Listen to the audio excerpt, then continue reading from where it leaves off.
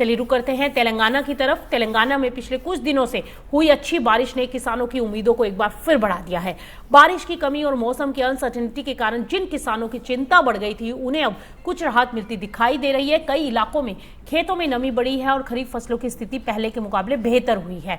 हालांकि बारिश से मिली इस राहत के बीच खरीफ बुआई के आंकड़े एक अलग तस्वीर दिखा रहे हैं। 29 जुलाई तक राज्य में धान और मक्का की बुआई पिछले साल की तुलना में कम रही और इस बार करीब 8,28,000 हेक्टेयर में धान की बुआई हुई है, जबकि पिछले साल इसी अवधि में ये रकबा 8,90,000 हेक्टेयर था।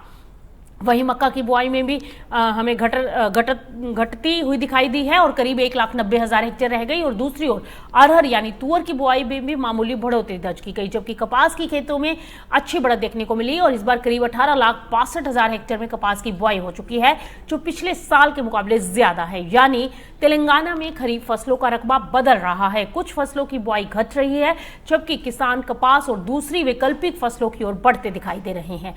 लेकिन मौसम की अनिश्चितता के बीच राज्य सरकार अभी भी अलर्ट है। अल नीनो के संभावित असर को देखते हुए किसानों को धान की खेती से बचने और दालों और मोटे अनाज यानी मिलेट्स की खेती अपनाने की सलाह दी गई है।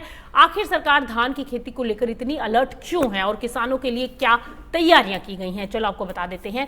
तेलंगाना सरकार का यह कहना है कि हाल ही की अच्छी बारिश से किसानों को राहत जरूर मिली है, लेकिन मौसम का रिस्क अभी पूरी तरह से खत्म नहीं हुआ। अल नीनो के संभावित असर और आगे बारिश के डिस्ट्रीब्यूशन को देखते हुए सरकार किसानों को सावधानी के साथ फसल चुनने की सलाह दे रही है। हालिया रिपोर्ट्स में कहा गया है कि तेलंगाना के कई इलाकों में मौसम और जल संसाधनों के दबाव को देखते हुए धान जैसी ज्यादा पानी वाली फसलों पर अलर्ट बरतने की बात सामने आई है।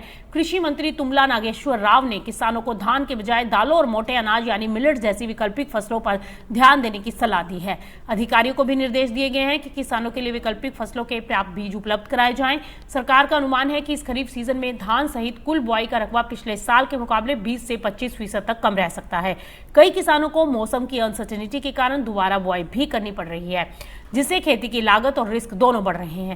वहीं जिन किसानों के पास बोरेवेल की सुविधा है, उन्हें भी पानी की उपलब्धता को ध्यान में रखते हुए धान की खेती से बचने की ही सलाह दी गई है। सरकार का ये कहना है कि केवल अच्छी बारिश के कुछ दिन पर्याप्त नहीं है, बल्कि पूरे सीजन में बारिश का सही समय और बेहतर वितरण भी जरूरी है। हालांकि हाल ही की बारिश ने किसानों की उम्मीदों को जरूर मजबूत किया है। महबूबाबाद और निजामाबाद समेत कई इलाकों में किसानों का कहना है कि पिछले सप्ताह की तुलना में अब हालात थोड़े बेहतर हैं और खेतों में नमी बढ़ने से खरीफ फसलों को ज्यादा फायदा मिल सकता है।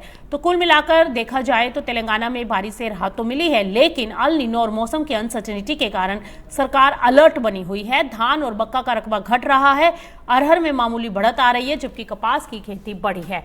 अब आने वाले दिनों में बारिश का रुख मौसम की स्थिति तय करेगी कि किसानों को मिली ये राहत कितनी लंबे समय तक बनी रहती है और तेलंगाना की खरीफ फसल का उत्पादन कैसा रहता है।